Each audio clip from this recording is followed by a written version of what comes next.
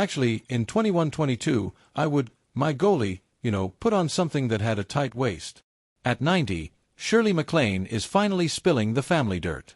The star just revealed why she and Warren Beatty didn't speak for years. She called him the beautiful one, but behind closed doors, they were fighting over Daddy's drinking problem, UFO sightings, and Hollywood jealousy. She admits she completely underestimated him and now confesses what really killed their relationship.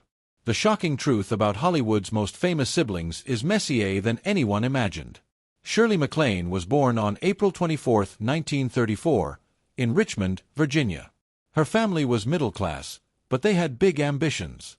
Her father, Ira Owens Beatty, worked as a psychology professor, school administrator, and realtor. He even played music as a hobby. Her mother, Kathleen Corinne Beatty, was a drama teacher from Nova Scotia. She had a dreamy personality and a deep love for the arts, naming her daughter after Shirley Temple, already imagining a bright future for her. Shirley grew up in a house where discipline and creativity clashed. Her father was strict and often distant, while her mother encouraged artistic expression but wasn't always emotionally present. Their expectations were high, which pushed Shirley to be independent from an early age. In 1937, her younger brother Warren was born, who would later become a famous actor and director.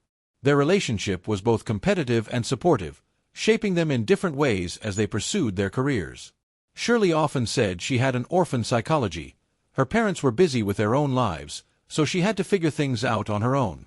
By the time she was 11, she was riding buses and streetcars alone to get to school and ballet class, giving her time to think about life in a way that most kids didn't. The world was in the middle of World War II, and money was tight. The family wasn't poor, but times were tough. Shirley felt the weight of those struggles and knew she wanted more for herself. Instead of feeling sorry for her situation, she used it as motivation to dream bigger. Her love for performing started when she was just 2.5. Her mother signed her up for ballet to help strengthen her weak ankles. What began as a simple health fix became something much bigger. Dance became her escape, giving her structure, discipline, and a way to express herself. By the time she was 16, she was performing with the Washington School of Ballet. She worked hard, pushing herself to the limit. During one performance of Cinderella, she broke her ankle right before going on stage as the fairy godmother. Instead of quitting, she wrapped her ribbons tighter and danced through the pain, a moment that showed her determination and attitude that would define her career. Even though Shirley was focused on her own dreams, she was also a fierce protector, especially when it came to Warren. She took care of him and defended him when he got into trouble. They spent a lot of time together, going to the movies and dreaming about the future. As they got older, they took different paths in Hollywood, but their bond never faded. Even in 2017, when Warren was caught in the famous Oscar mix-up and accidentally announced the wrong Best Picture winner, Shirley felt for him. She knew how hard that moment must have been. Shirley MacLaine knew what she wanted from a young age. She attended Washington Lee High School in Arlington, Virginia, but school never felt like her real calling. Instead of waiting to graduate, she took a leap of faith. She dropped out and moved to New York City to chase a career on Broadway. It was a bold move for someone so young, but she wasn't afraid of the uncertainty.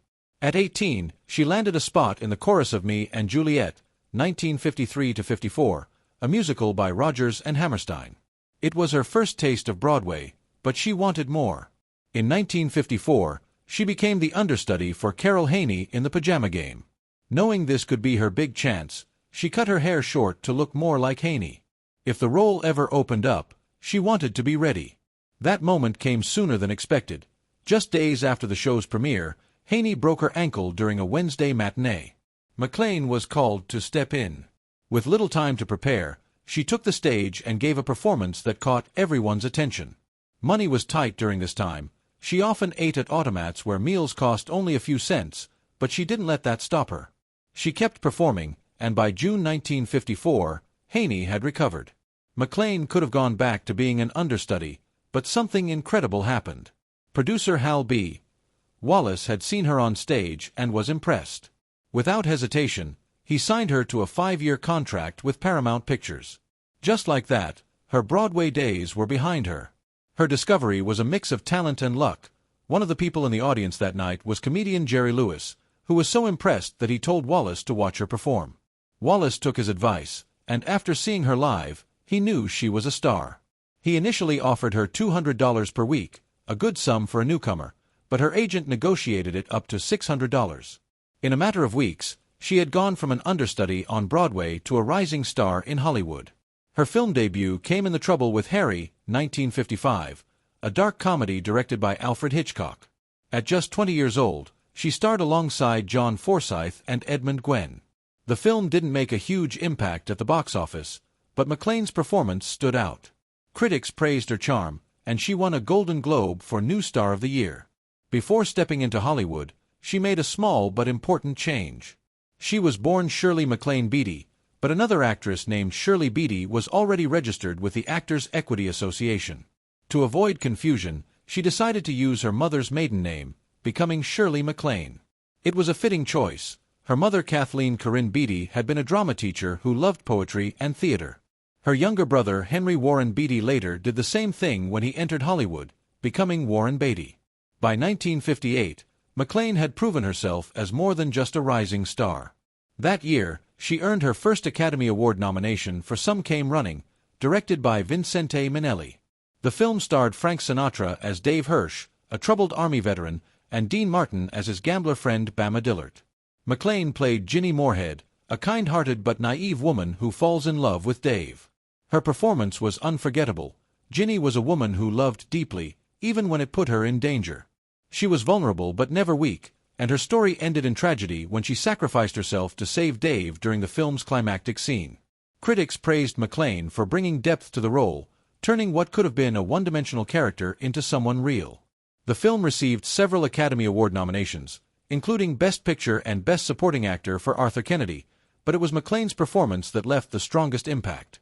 But when Warren finally married Annette Bening in 1992, Shirley fully supported him. She called Bening the perfect gal for him and gave advice that helped keep the relationship strong. Shirley MacLaine's journey into metaphysics started with something she never expected. It was 1952, and she was in Washington, D.C. when she saw something strange in the sky. This was during the famous UFO sightings that year when multiple unidentified objects were tracked on radar and spotted by pilots and civilians. It was a major event covered by newspapers across the country, but from Lan it was more than a headline. It was a moment that changed how she saw the world. That sighting made her question everything. Was there more to life than what people could see and touch? Could humans be connected to something greater? These questions stayed with her for years, leading her toward metaphysics and New Age philosophy. At her ranch in New Mexico, she claimed to have seen more UFOs. She described these experiences as deeply spiritual. She believed extraterrestrials weren't just visitors from other planets, they were part of a larger truth about humanity's place in the universe. Back then, talking about UFOs or reincarnation was risky, especially for a Hollywood star. Most actors avoided topics that could make them look strange or hurt their careers. Lan didn't care. She spoke openly about her beliefs in interviews and wrote about them in her books. She talked about meditation and a concept she called Supek consciousness, which she believed connected all living beings. Some people admired her courage, others laughed at her. Late-night comedians made jokes about her ideas. Critics dismissed her as eccentric, but none of that made her stop. Her writing became just as well known as her acting over the years. She wrote more than 15 books about spirituality. One of the most famous was Out on a Limb, published in 1983. It was part memoir and part exploration of past life regression therapy, trans channeling, and reincarnation. In the book, she described how hypnosis sessions revealed memories of past lives. She believed she had once been a monk in Asia. In another life, she lived among elephants in India. She also wrote about a man named David, a mysterious figure based on real people who had guided her through her spiritual journey. Through conversations with him, she explored deep questions about existence and love. The book sold over 1.2 million paperback copies and became a bestseller, but it also brought more criticism. Many people thought her stories were too bizarre to be real. Comedians turned her into a joke. Some readers, though, saw the book as life-changing. The success of Out on a Limb led to a 5-hour ABC miniseries. In 1987, millions of viewers watched as Lan shared her spiritual journey on television. She wasn't just an actress anymore. She had become a major voice in New Age thought. Her past life experiences only became more unusual during hypnosis sessions she claimed to remember. Living in Atlantis, she believed she had been there when it sank into the ocean. According to her, the disaster happened because of greed and the misuse of power. She said extraterrestrials, whom she called star people, had shown her these memories and revealed that Atlantis was once a powerful energy center for Earth. She also believed she had been a concubine in ancient China. Through regression therapy, she described the details of palace life, the rituals, and the emotional struggles of that lifetime.